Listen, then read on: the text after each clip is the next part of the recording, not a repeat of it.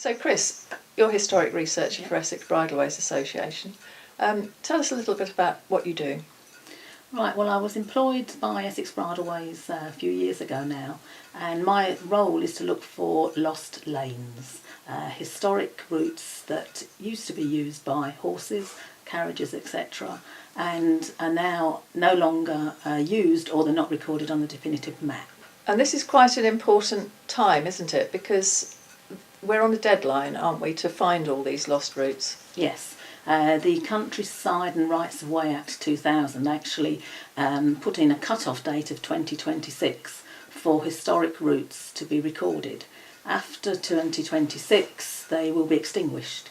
So although legally they are routes at the moment, if they're not researched and identified and put on the definitive map by that time, they will no longer be allowed to do so. It sounds like a long way off, but we're already more than halfway through the allotted time to find those routes, aren't we? So, yes, quite. I think when everything started way back in 2000 and 2000 to 2005, everybody thought this was a very long way off, but here we are now in 2015, so we're talking about 11 years. Yeah. And I've found that in the time that I've taken, we've looked at something like 150 routes, which sounds a lot. Yeah. But it's very minuscule when you look at the area that Essex actually covers. Yes, it's a big county, isn't it? Yeah.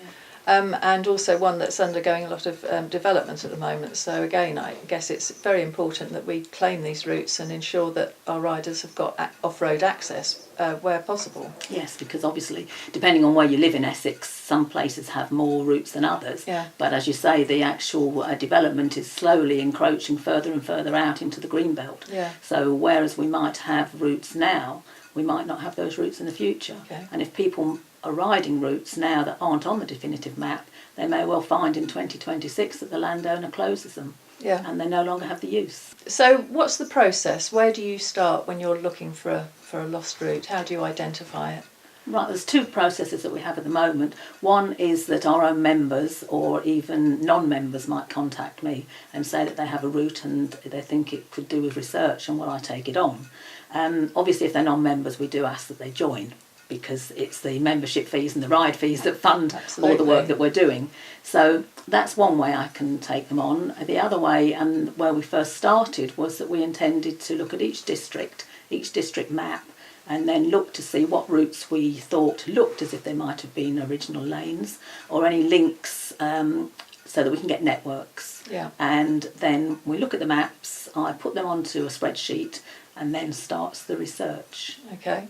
And as we said earlier, that is a long process, isn't it? So where do you go once you've identified a route that you want to research? What's the next step? Then I'll start looking at maps. I mean, the maps can be looked at Essex Records Office. They have all or most of the Ordnance Survey maps going back to the 1800s. There's the Finance Act, the Revenue Finance Act, which is possibly one of the most important maps, because that specifically identified white lanes. White lanes were not part of the revenue valuation, therefore tax wasn't due. So it's quite a good indicator that it was a public lane, because that's what we have to try and prove, that the lanes were for use by the public. Right. A lot of work can now be done on the internet, on computers, so people can do quite a lot of research before they even send anything in to me, or, if they're interested, doing it themselves. Well, that would be ideal, because obviously, as we've said, you are funded by Essex Bridleways Association, and its membership and the ride proceeds that go towards your costs. Obviously, my time is limited. I'm only part-time. I do so many hours a week. So any help that people can actually give me in either assisting on routes that I'm looking at, or if they have a route that they want to look at, if they can do some preliminary research for me before they actually send the information on, that's very useful, because obviously my resource is limited and our funding is limited. Yeah. What sort of work can they do then for you? What do they need to give you if they want you to look at a route for If them? they've got a particular route in mind that they either now ride or that they don't ride but they think could possibly be a route for the future, then if they can just give basic details, if they can mark it on the map, if it is recorded as a footpath, because obviously an awful lot of bridleways and byways were recorded in 1951 as footpaths, because horses did not have, well, there wasn't so much horse ownership then. So if they can give me details about where the route is, which sounds very basic, but believe me, I do often get things that just say footpath number and no idea of what the parish, etc. is. So basic details. If it's got a name at all, either on a map or if it's known locally, because often a lot of people have local knowledge. Again, any information that they can give me at all. If they've looked at maps, if they can tell me what maps they've looked at, if they've got copies, if they can send them to me. Any local people that know of a route, or if people have used it previously, they can do user evidence forms. As much information as they can possibly put together. So if people want to research their own area, how do they go about it? So the first, if they're really interested, they can go to Essex Records Office. I mean, you have to actually join. There's not a fee. You have to just take identification. You'll get a user card, and then you've got access to everything that's in their research room. So there they have most of the copies of the Ordnance Survey maps. If they're lucky, they want to look at the Ordnance Survey first editions, 25-inch, because they are big maps and they have a lot of detail on it, and they often coloured the roads. So they're a good starting point if people want to go to Chelmsford. Obviously, if they're not near Chelmsford or haven't got the time to do that, then the internet is quite good. There's lots of online maps that they can look at. They've got Vision of Britain. There is online maps, old maps.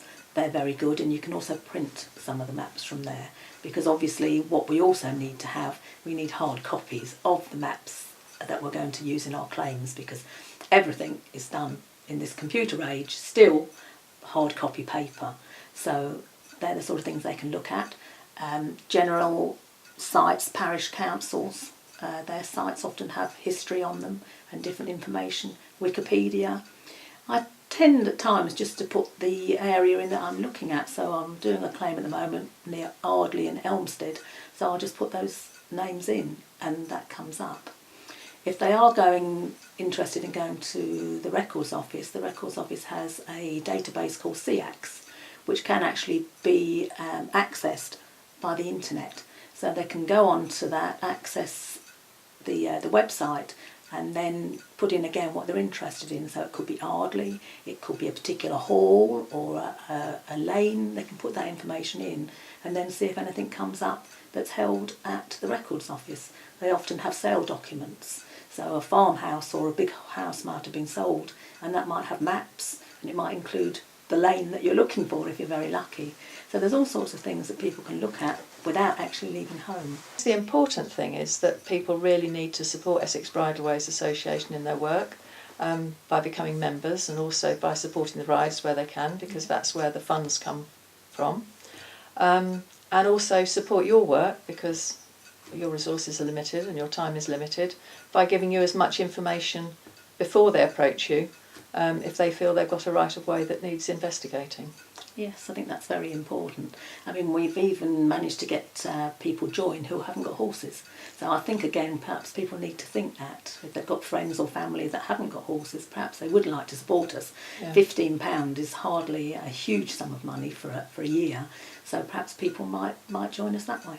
And also it's creating a lasting legacy, isn't it, yes, for riders and horse owners in this area? I think that's what most of us of a certain age, shall we say, are looking to do. We're trying to put something back, which sounds a bit of a cliche, but we can remember the days when you could ride even round this area, all over the countryside, safely, whereas now lots of people don't even have the pleasure of hacking out because they're too frightened to go on the roads. Yeah. Right, well, thank you very much for your time. It's been very interesting, and we'd better let you get on with some more research. Thank you very much. Thank you.